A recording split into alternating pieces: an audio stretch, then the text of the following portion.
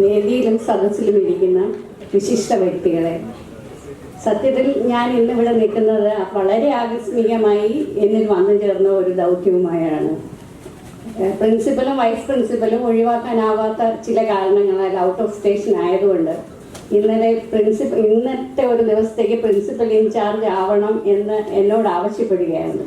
സത്യത്തിൽ ഞാൻ വളരെ പേടിച്ചിട്ടാണ് ഈ പ്രിൻസിപ്പൽ ഇൻചാർജായി ഇന്നൊരു ദിവസത്തേക്ക് വന്നത്.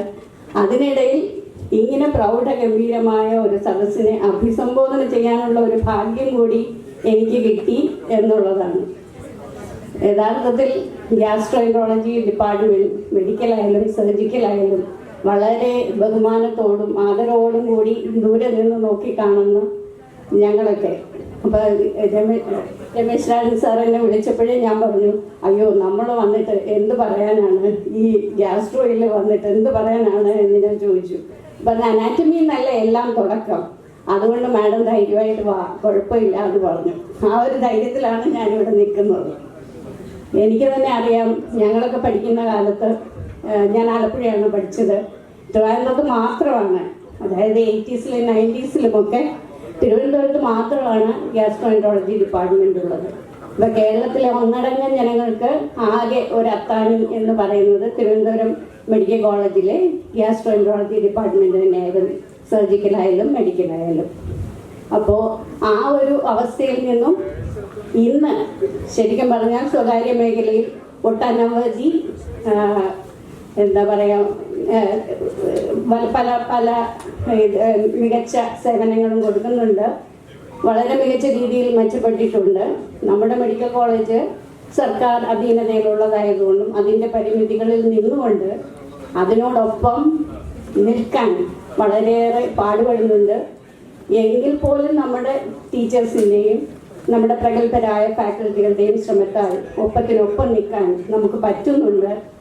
ലിവർ ട്രാൻസ്പ്ലാന്റ് വരെ എത്തി നിൽക്കുന്ന ഈ കാലഘട്ടത്തിൽ അതിന് നമ്മൾ വളരെയേറെ മുന്നോട്ട് പോയിട്ടുണ്ട് എന്ന് പറയാൻ പറ്റും.